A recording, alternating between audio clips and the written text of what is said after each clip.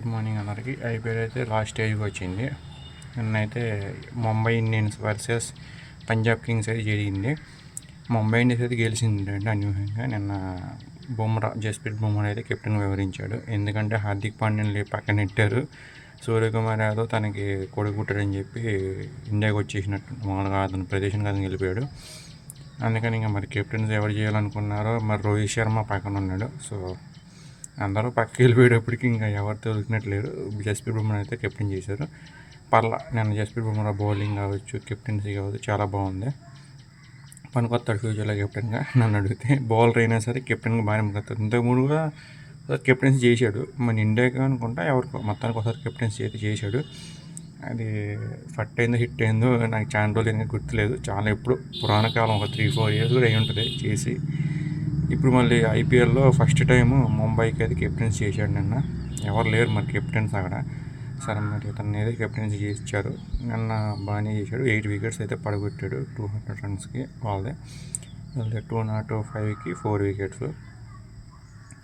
రోహిత్ శర్మ ఫీల్డింగ్లో లేడు కానీ మరి ఇంపాక్ట్ ప్లేయర్కి తీసుకున్నారు. ఆడాడు, బాగానే ఆడాడు. కెప్టెన్సీ అతనికి ఇవ్వాల్సింది రోహిత్ శర్మకి. సరే ఎనీవే నేనైతే ముంబై గెలిచింది. ఇంకా 9th ప్లేస్లో ఉంది. ఎల్ఎస్జీ అయితే దారుణం. ఇంకా 10th ప్లేస్లో అయితే కంటిన్యూ అవుతుంది. 8th ప్లేస్లో కలకత్తా. ఈ 3 లాస్ట్ లిస్ట్లో ఉన్నాయి. ఢిల్లీకి అయితే ఛాన్సెస్ ఉన్నాయి కానీ మిగతా ఇప్పుడు ఢిల్లీ ఏదైతే ఉన్నాయో అవన్నీ మ్యాచెస్ ఆడితే అది గెలిస్తే, ఓడిపోతే మరి ఛాన్స్ లేదు. ఢిల్లీకి గెలిస్తే అప్పుడు ఏమన్నా వెళ్తే వెళ్ళొచ్చు.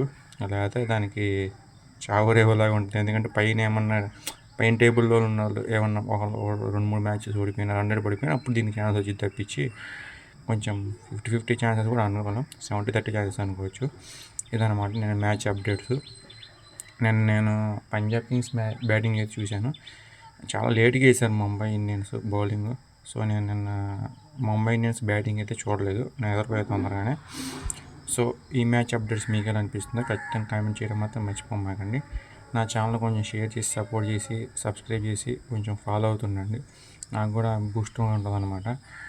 మీరు ఏం చేయకుండా ఏం వ్యూస్ చేయకుండా ఉంటే నాకు నిరాశ వచ్చేస్తుంది. అసలు ఛానల్ రన్ చేయాలొద్దు కూడా అర్థం కావట్లేదు. ఇంకా అలానే రన్ చేస్తున్నా, ఎప్పటి నుంచి ఉన్న ఛానల్ కాబట్టి.